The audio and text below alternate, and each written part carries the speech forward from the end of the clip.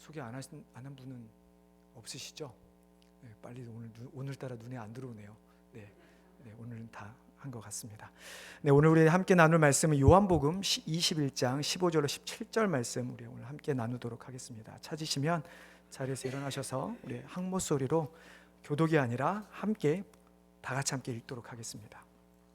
요한복음 21장 15절로 17절의 말씀입니다. 같이 읽겠습니다. 그들이 조반 먹은 후에 예수께서 시몬 베드로에게 이르시되 요한의 아들 시몬아 내가 이 사람들보다 나를 더 사랑하느냐 하시니 이르되 주님 그러하나이다. 내가 주님을 사랑하는 줄 주님께서 아시나이다.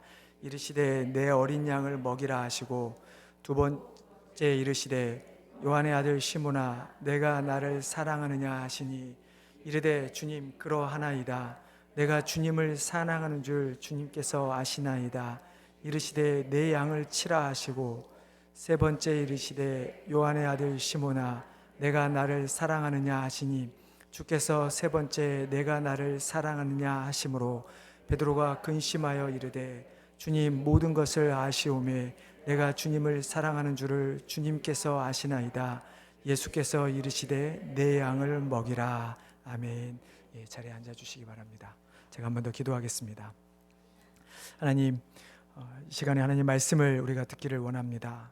하나님 우리에게 각자의 마음 가운데 말씀하여 주시고 또 우리는 하나님께서 말씀하시는 말을 나를 향한 말씀으로 받고 또 우리가 말씀을 깨달아 또 말씀대로 살아가겠다 다짐하는 시간 되게 하여 주시옵소서.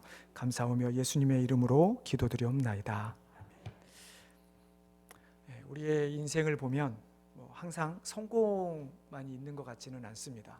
오히려 성공보다는 실패나 좌절, 절망, 낙심, 환난, 고난, 걱정, 시기, 질투, 또 화, 이런 삶이 훨씬 더 많은 것 같습니다.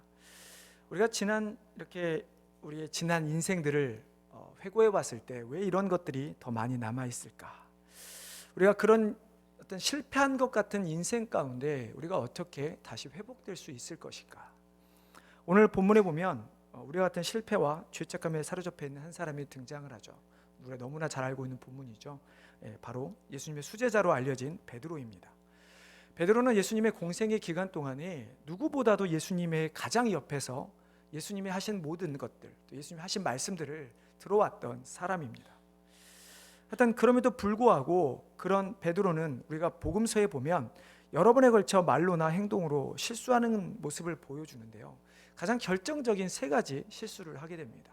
하나는 겟세마네 동산에서 저지른 실수입니다. 예수님께서 이제 십자가의 그 길을 가시기 전에 그 험난한 그 길을 위해 하나님 앞에 기도하러 겟세마네 동산에 올라가는 것을 우리는 알고 있습니다. 그 가운데 예수님은 베드로와 세베대의 두 아들들을 데리고 가서 따로 기도하기를 청하셨습니다. 그러면서 그 사람들에게 세 명 제자에게 하시는 말씀이 이제 너희가 제발 시험에 들지 않게 깨어 기도하라. 시험에 들지 않게 깨어 기도하라 라고 하는 말은 그들 자신에게 제자들에게도 시험을 들지 말라라고 하는 말이기도 하지만 예수님께서 내가 이제 십자가 길을 가야 하는데 내가 그 길을 잘 갈 수 있도록 사단이 방해하지 않도록 깨어서 기도하라 라고 하는 부탁의 말씀이기도 하죠. 하지만 베드로와 그 두 제자들은 어떻게 합니까? 성경의 본문을 보면 너무 몸이 피곤했던지 그들은 기도하지 않고 예수님 곁에서 잠이 들게 됩니다. 베드로가 그게 왜 잠을 자게 되었을까? 그가 배짱이 없어서 혹은 어떤 예수님의 기적을 보지 못했기 때문에 예수님의 능력을 보지 못해서 기도를 하지 않은 것일까? 그렇다기보다는 예수님께서 예수님께 닥칠 그 상황이 베드로에게는 정확히 인지되지 않았던 것이죠. 자기가 왜 기도를 해야 하는가? 왜 예수님이 지금 이 시간에 피곤한 시간에 나와 다른 두 동료를 불러서 왜 기도하라고 했을까라고 하는 생각을 하지 못한 것입니다. 결국 베드로가 기도하지 않았다라고 하는 그 모습은 자신이 예수님께서 준비하라고 하는 그 사역 가운데 준비자 되지 않은 모습을 보여주는 것이고 그가 기도하지 않은 그 모습, 준비되지 않은 그 모습 때문에 그는 결국 마지막에 결정적 실수를 저지르고 말게 되는 것입니다. 두 번째는 예수님을 부인한 것이죠. 너무나 잘 알고 있습니다. 예수님과 잡히시던 날 밤에 베드로는 심지어 예수님께서 내가 목자를 치리니 양의 떼가 다 흩어져 버리라 라고 하는 말씀 가운데 베드로가 뭐라고 대답합니까? 사람들은 다 예수님을 버릴지라도 나는 예수님을 버리지 않겠다 라고 하는 확신에 찬 대답을 합니다. 하지만 예수님께서는 베드로에게 이렇게 말씀하십니다. 내가 진실로 이르노니 오늘 밤 닭이 2번 울기 전에 내가 나를 3번 부인하리라. 그때 베드로는 또 뭐라고 합니까? 절대 질 수 없죠. 주님, 절대 그렇지 않겠습니다. 내가 죽을지언정 내가 주님을 부인하지 않겠나이다.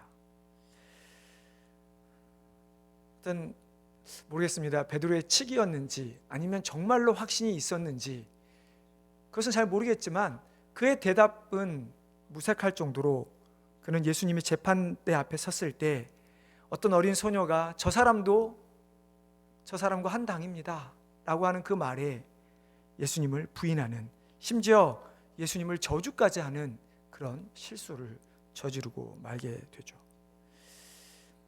세 번째 가장 큰 실수는 오히려 예수님을 부인한 것도 부인한 것이지만 예수님께서 맡기신 사명의 길을 저버린 것이 그가 저지른 가장 큰 실수입니다. 예수님께서 베드로를 부르셨을 때 분명히 사람을 낚는 어부가 되게 하겠다 부르셨습니다. 사람을 낚는 어부라고 하는 말은 간단하게 말하면 그를 다른 사람에게 복음을 전하는 사명자로 부르셨다라는 이야기입니다. 하지만 베드로는 나는 예수님의 부인했기 때문에 내가 더 이상 그 사명을 감당할 수 있을까라고 하는 어떤 자격지심에 빠졌을 수도 있을 것이고요. 아니면 내가 예수님을 3번 부인했다고 하는 죄책감에 빠졌을지도 모르겠습니다. 하지만 어찌됐든 그는 어떤 상황에도 불구하고 복음을 전해냈음에도 불구하고 그는 이제 예수님의 그 사명을 다 버리고 자신의 옛 생업으로 돌아가는 모습을 보이게 되죠. 그래서 결국은 이래저래 예수님의 사명을 떠나서 자신의 원래 생업을 따라 살다가 어느 날 다른 제자들과 함께 밤새도록 낚시 그물을 하지만 어업 생활을 하지만 한 마리도 잡지 못하는 일이 벌어집니다. 그때 예수님께서 나타나셔서 그들에게 고기를 잡게 하시고 또 예수님이 준비하신 떡과 고기를 그들에게 먹이신 후에 예수님께서 베드로에게 하신 질문이 바로 오늘 우리가 읽은 이 본문의 내용이죠. 3년 동안 누구보다도 베드로를 아끼셨던 예수님. 하지만 베드로가 자신을 부인하고 자신에게 맡긴 사명을 떠나서 살아갔을 때 예수님의 마음은 어땠을까요? 아마 화도 나셨을 것이고 내가 굳이 나를 배신한, 나를 버린 저 베드로를 그냥 또 회복시켜야 하는 것인가? 그냥 등을 돌려버리고 다른 누군가에게 관심을 갖고 세울 수도 분명히 있을 것입니다. 하지만 예수님은 기꺼이 베드로를 찾아가셨고 베드로의 실패에 오히려 그의 가지고 있는 죄책감을 따스한 사랑으로 치유하신 것을 오늘 본문은 우리에게 보여주고 있습니다. 우리가 계속해서 지난 2주 동안 제가 말씀 나눴던 이사야 53장 5절에 보면 그가 찔림은 우리의 허물 때문이요 그가 상함은 우리의 죄악 때문이라. 그가 징계를 받음으로 우리는 평화를 누리고 그가 채찍에 맞음으로 우리는 나음을 받았도다. 우리가 주님과 함께 십자가에 못 박힌다는 말, 이 말은 우리가 나의 과거에 있는 모든 상처, 모든 아픔, 모든 분노도 우리가 주님이 십자가에 못 박혀 달려 죽으실 때 우리도 그 십자가에 못 박는다는 의미입니다. 그렇기 때문에 예수님께서 그 죽음에서 부활하셨다라고 하는 그 의미가 그렇게 우리가 모든 과거를 십자가에 못 박았고 그리고 이제 우리는 예수의 부활로 말미암아 나의 과거가 치유되었음을 의미하는 말이기도 하죠. 우리가 예수님을 믿는다고 하는 것, 물론 예수 믿고 천국 가는 것도 중요하지만 우리가 이 세상에서 살아가는 동안에 예수님의 그 십자가의 죽음과 부활이 계속해서 끊임없이 내 삶 속에서 일어나야 한다는 것을 의미하는 말입니다. 그래서 우리는 이런 말을 하죠. 예수님의 죽음이 나의 죽음이 되고 예수님의 부활이 나의 부활이 된다라고 하는 말. 이 말은 어떻게 하면 쉽게 이해할 수 있을까 생각해 보면 이게 맞는 표현인지는 모르겠지만 어떤 분이 이런 표현을 쓰더라고요. 우리가 살아있을 때 우리가 아픈 분들 많이 있잖아요. 내가 계속 살아있으면 우리는 계속 병에 걸리는 자들이 됩니다. 하지만 내 안에서 우리가 완전히 죽을 때 더 이상 병은 우리를 괴롭히지 못하는 것처럼 내 속에 있는 많은 상처들이 치유되기 위해서는 결국은 누군가가 나에게 상처를 주고 나에게 어려움을 주는 누군가가 나에게 와서 내가 미안하다 라고 했을 때 진정한 치유가 일어나는가?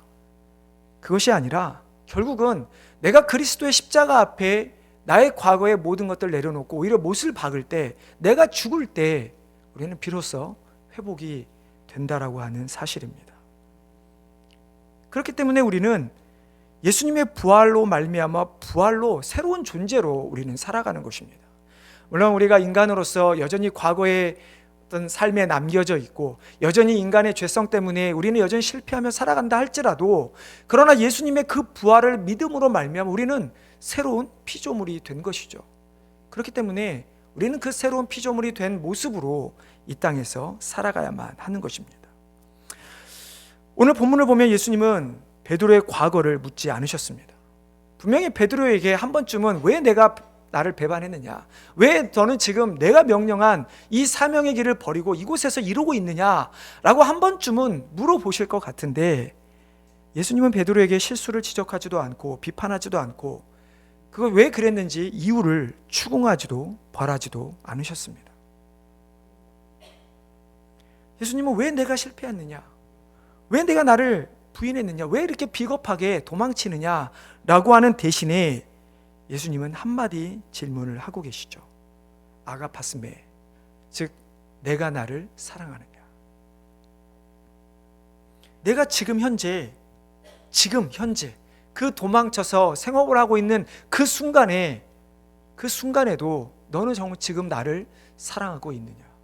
마치 우리가 여전히 예수를 믿었지만 계속해서 실패하는 우리의 삶 속에서 예수님이 물어보시는 질문이, 지금 실패하고 있는 네 인생 가운데 나를 사랑하느냐라고 하는 질문을 베드로에게 하신 것이죠. 내가 사랑하느냐라고 하는 이 질문 가운데는 두 가지 의미가 담겨 있습니다. 베드로에게 내가 왜 나를 모른다고 하게 된 줄 아느냐, 내가 왜 실수하게 된 줄을 아느냐, 내가 지금 3년 동안 나를 따라다니면서 수없이 많은 것을 보았고 많은 말씀을 들었음에도 불구하고 왜 지금 내가 예전의 모습으로 돌아가 있는 줄 너는 아느냐. 그 이유가 바로 내가 나를 진정으로 사랑하지 못하였기 때문이다 라고 하는 것을 깨우쳐 주기 위함입니다. 베드로 입장에서는 예수님을 정말 사랑하지 않았을까요? 베드로는 제가 만약에 베드로였다면 예수님께서 물론 떠나가신 이후에 마치 자신들이 버려진 양처럼 느껴졌을지 모른다 할지라도, 그러나 예수님이 자기 신에게 보여준 그 사랑, 자신들에게 보여줬던 많은 말들을 기억하면서 그는 예수님을 분명히 사랑하지 않았다라고 생각하지는 않았을 것 같습니다. 하지만 그럼에도 불구하고 베드로가 예수님의 사랑이 어떤 사랑인가 라는 것을 진정으로 깨닫지 못하였기 때문에, 자신의 생명을 들여 우리를 사랑하신다라고 하는 그 사실을 깨닫지 못하였기 때문에 베드로는 실패하게 된 것이죠. 그래서 예수님께서는 내가 나를 사랑하느냐라고 하는 이 말 가운데, 내가 나의 생명을 들여 죽기까지, 너희들을 위해 죽기까지 해야 되는 그 사랑을 내가 깨닫고 있느냐라고 하는 질문에 베드로는 여전히 잘 깨닫지 못한다라고 하는 의미가 담겨 있죠. 두 번째는 내가 지금 미래를 걱정하고 있느냐 하는 질문입니다. 네가 과거에 나를 부인했고 그런 실패했던 그런 형편없는 인간이냐라고 하는 의미와 함께 지금 내가 걱정하는 것이 무엇이냐.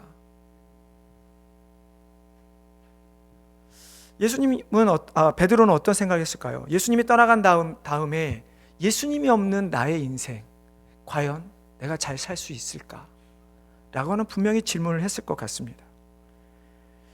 분명히 예수님을 십자가 못 박은 사람들이 과연 나를 가만히 둘까?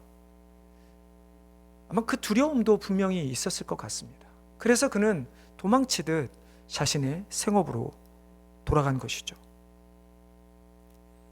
만약에 정말로 예수님께서 십자가에 주신 그 사랑을 깨달았다면, 여러분, 예수님의 십자가의 사랑이 어떻습니까? 만약 예수님의 십자가의 사랑이 죽기까지로 끝났다면 우리에게는 소망이 없죠. 우리에게는 절망밖에 없을 것입니다. 하지만 예수님이 부활하셨기 때문에 예수님께서 십자가에 보여주신 그 사랑은 절망이 없는 것이죠. 실패가 없는 것이고 좌절이 없는 사랑입니다. 그렇다고 한다면 우리의 앞으로의 삶에 있어서 그 예수 그리스도 십자가의 사랑이 정말로 적용이 된다면, 작용을 한다면, 역사한다면 우리는 미래에 대한 걱정을 할 이유가 전혀 없죠. 하지만 베드로는 그 사랑을 깨닫지 못했기 때문에 내가 나를 사랑하느냐라는 그 질문 가운데 베드로는 확실하게 대답을 할 수가 없었던 것이죠. 오늘 우리가 베드로에게 하신 이 세 번의 질문을 간단히 살펴보려고 합니다. 아마 많은 이야기들을 여러분 들어보셨을 것입니다. 본문에 나오는 이 사랑하다라고 하는 동사의 가운데 여러 가지 성경에 사용이 되죠. 그러나 오늘 여러분이 아시는 것처럼 이 사랑하다라는 동사 가운데 예수님은 아가파오라고 하는 동사와 그다음에 필레오라고 하는 두 동사가 사용됩니다. 물론 이 가운데 여러 가지 의견들이 있습니다. 어떤 학자들은 굳이 이건 의미를 둘 필요가 없다, 똑같은 의미로 사용되었고 단순히 말의 어떤 다른 표현적으로 아가파오와 필레오가 사용되었다라고 보는 학자들도 분명히 있습니다. 하지만 저는 조금 더 다른 견해를 두기를 보고자 합니다. 분명히 예수님께서 질문하신 그 질문에 왜 베드로는 다른 말로 답을 했을까? 이게 단순히 요한이라고 하는 사람이 다르게 기록한 것일까? 저는 그렇게 보지는 않고 분명히 요한이 예수님이 하신 그 말과 베드로가 한 그 대답의 말을 저는 그대로 썼다고 저는 봅니다. 그렇기 때문에 조금은 분명히 예수님께서 물어보신 그 사랑하는 질문과 베드로가 대답했던 그 사랑이라는 의미에는 분명히 차이가 있다고 저는 생각하는데요. 예수님께서 첫 번째 질문에 요한아 시몬아 내가 이 사람들보다 나를 더 사랑하느냐 라고 하는 말에, 물론 예수님께서 사랑하신 이 단어 아가파오라고 하는 이 단어는 분명히 성경에서 많은 경우에 꼭 그렇지는 않고 많은 경우에 하나님께서 우리에게 보여주신 사랑 혹은 우리가 하나님께 드려야 되어질 사랑에 대해서 많이 대부분 사용되어졌습니다. 그러나 여기서 더 중요한 것은 이거죠. 요한의 아들 시몬아 내가 이 사람들보다 더 나를 사랑하느냐, 즉 지금 너와 함께 있는 다른 누구들보다 비교했을 때 내가 정말로 더 나를 하나님으로 전적으로 사랑하느냐라고 하는 질문입니다. 베드로는 어땠을까요? 자신이 수제자였던 시절에는 분명히 그때 예수님이 물어보았다면 네라고 그는 분명히 대답을 했을 것입니다. 똑같이 예수님이 사용하셨던 아가파오라는 단어를 사용해서 네, 주님 내가 정말 주님을 하나님처럼 정말 변하지 않는 사랑으로 사랑합니다 라고 고백을 했을 것입니다. 그래서 제자들 가운데 그렇게 누가 더 먼저냐 높냐라는 그 논쟁 가운데 그들은 싸웠던 이유이죠.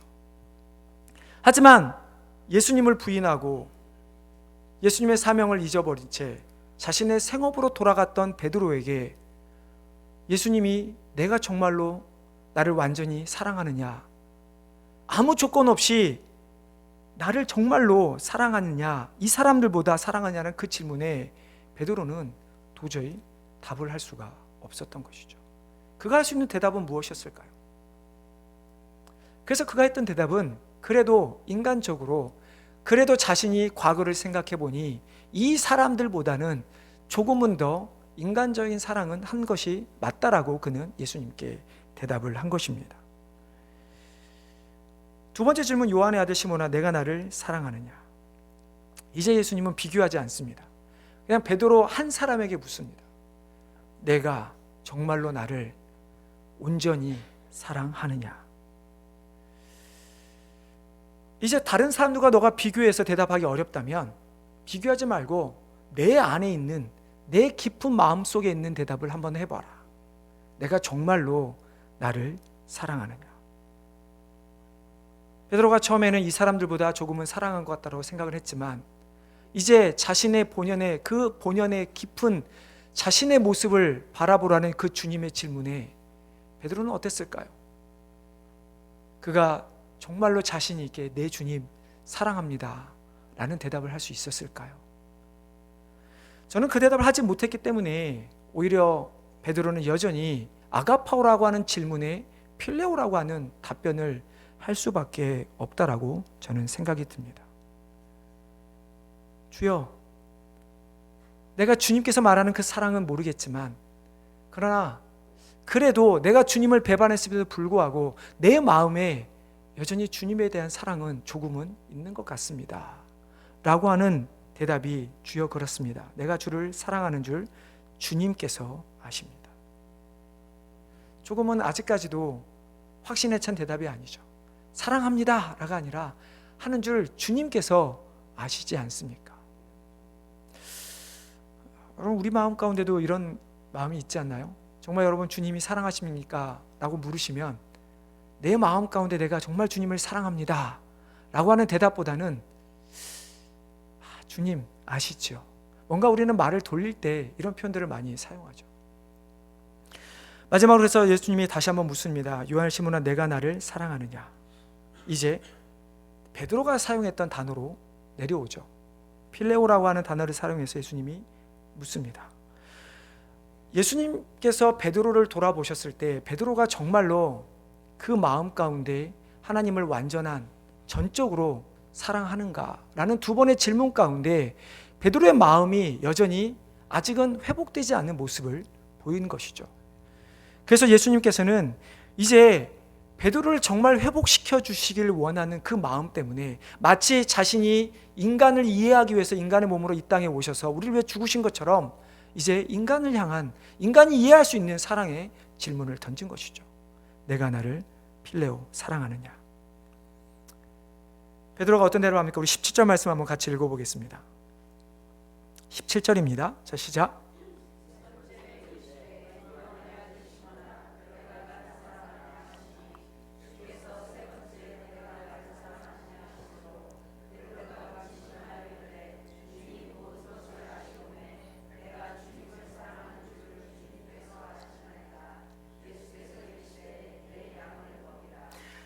왜 베드로는 근심을 하였을까요?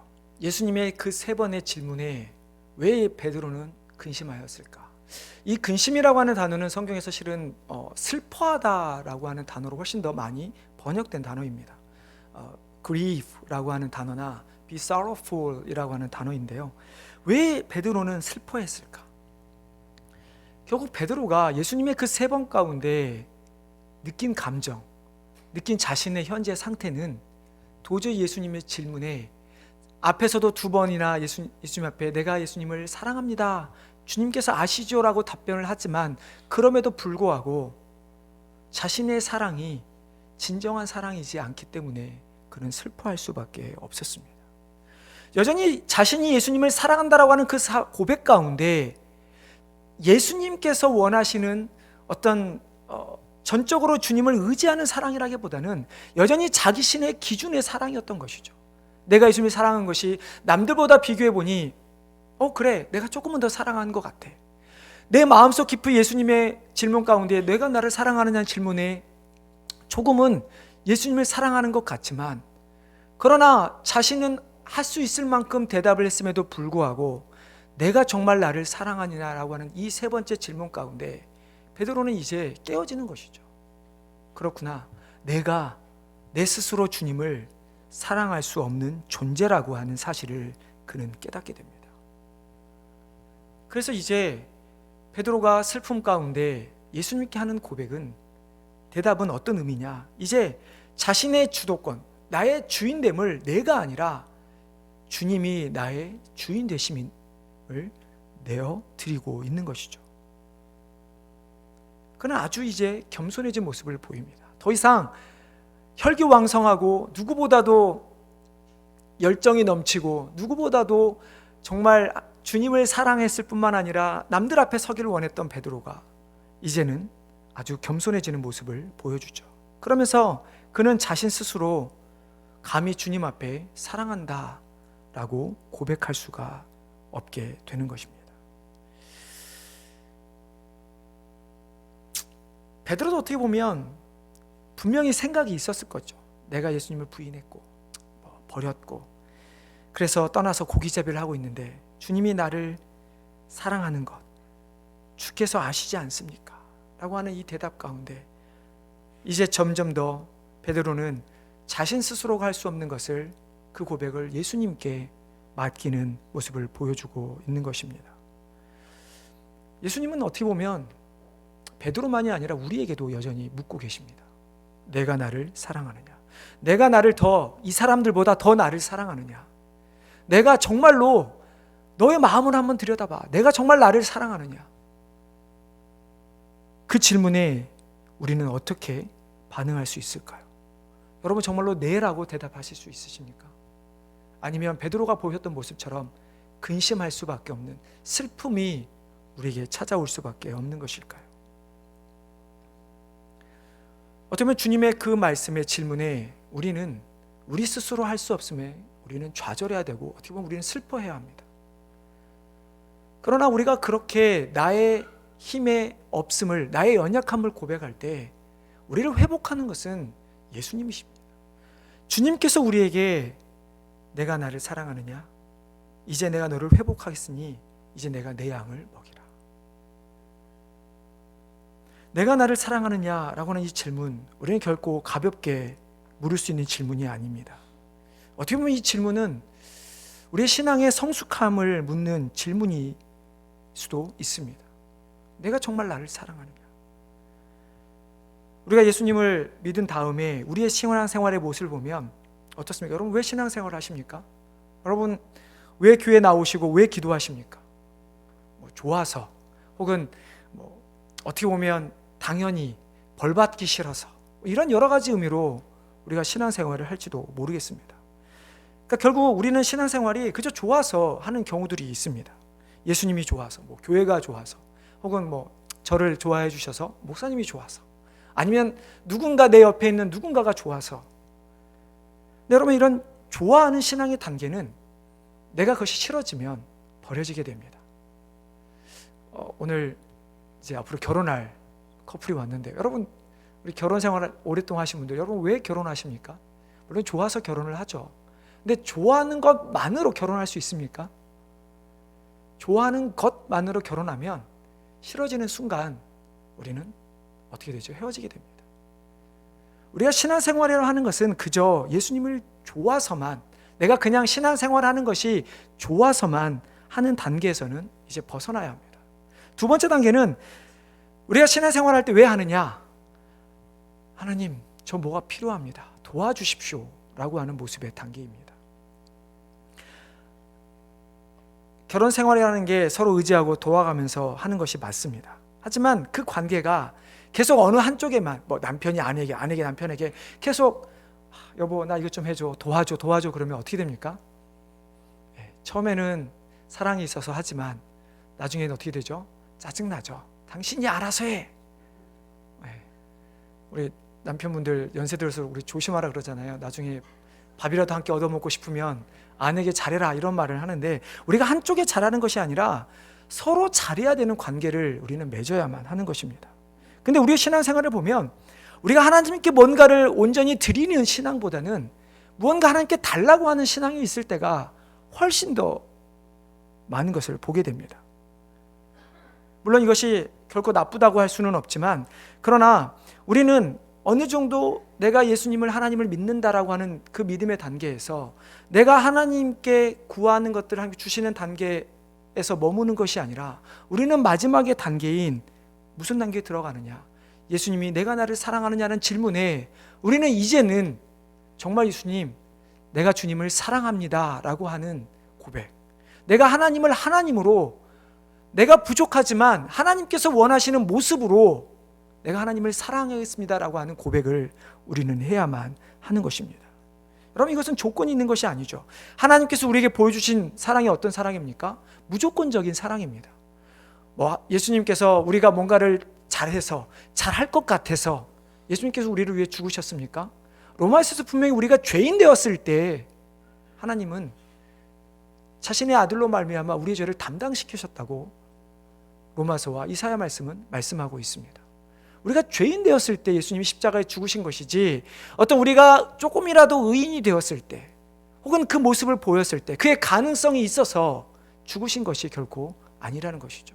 그렇다고 한다면 내가 예수님을 믿어서 예수님도 기뻐할 수도 있고요, 예수님께 구할 수도 있지만 정말 우리가 바뀌어야 될 궁극적인 모습은 주님께서 우리를 향해 무조건적인 사랑을 보여주신 것처럼 우리도 주님을 향해 나의 기쁨과 내가 어떤 상황에 있든 내가 무엇을 받았든 아무 상관없이 그 현재 있는 우리의 삶의 상황에서 주님을 사랑한다라고 우리는 고백을 해야만 하는 것입니다.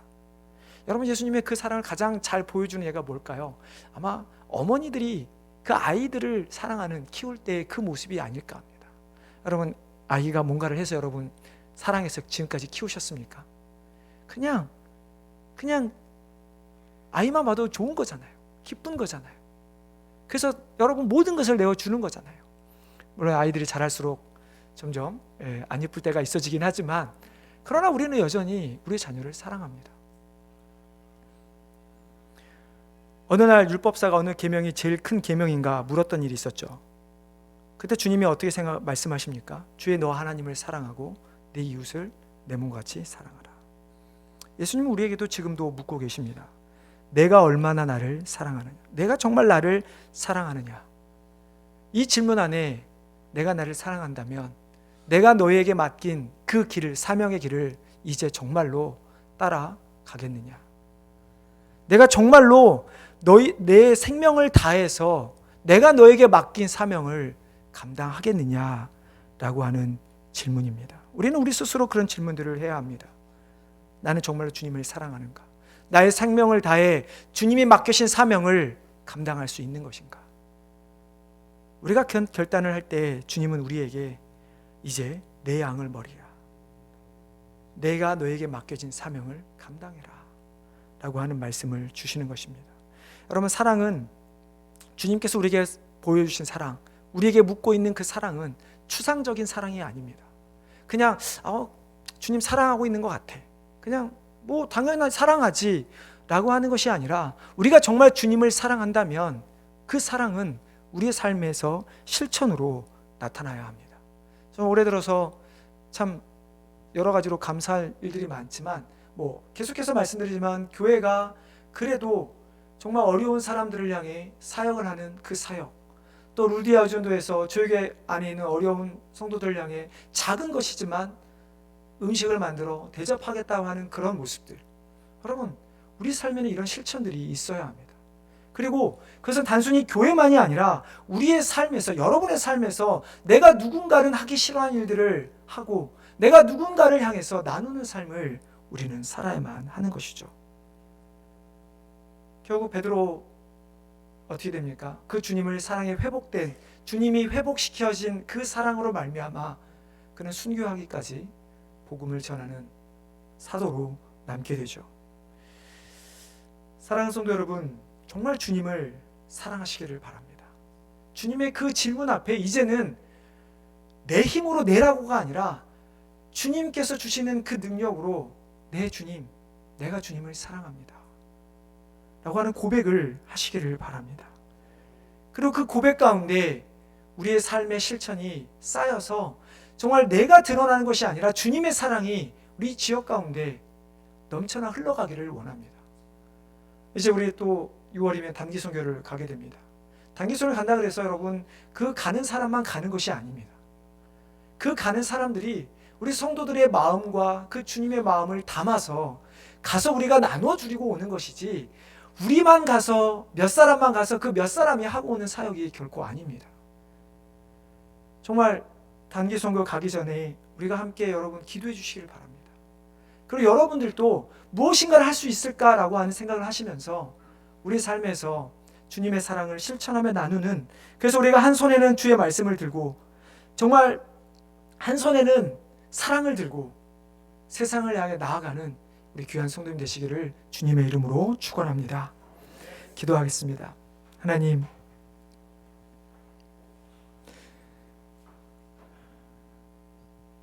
주님께서 우리에게 내가 나를 사랑하느냐라고 하는 질문에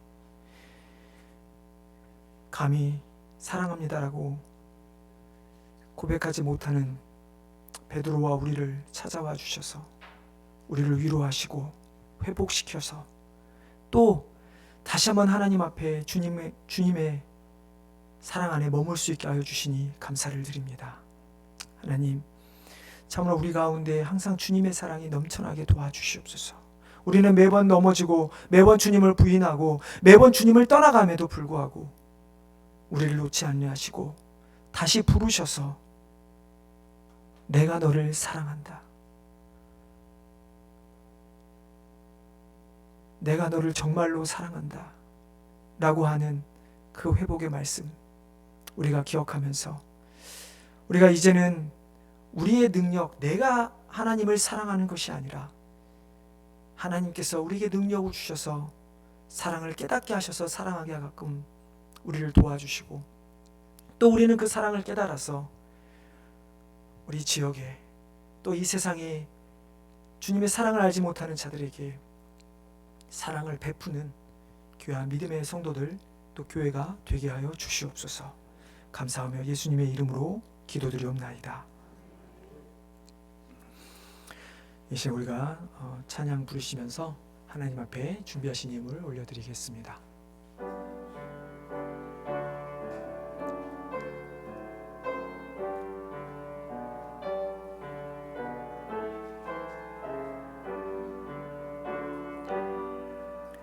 나의 생명 드리니 주여 받아주셔서 세상 살아갈 동안 찬송하게 하소서. 나의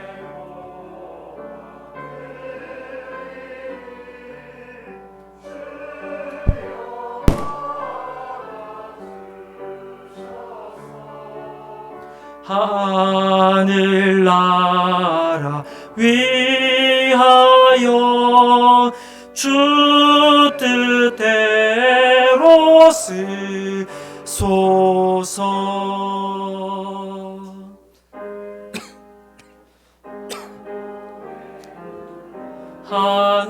하나님 온 백성 찬송 드리고 저 전사여 찬송하세.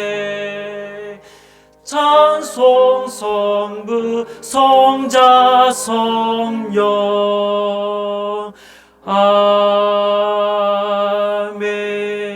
아멘.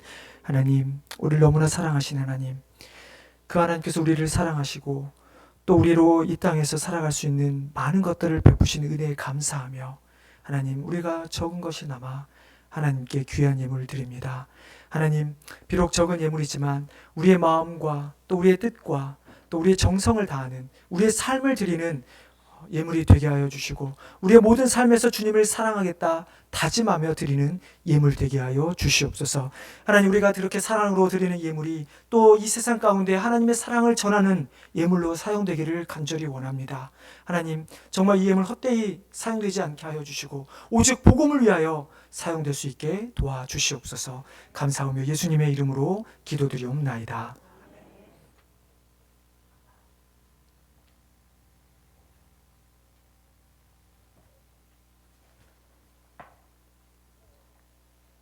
우리 마지막 찬양 하나님께 올려드리겠습니다.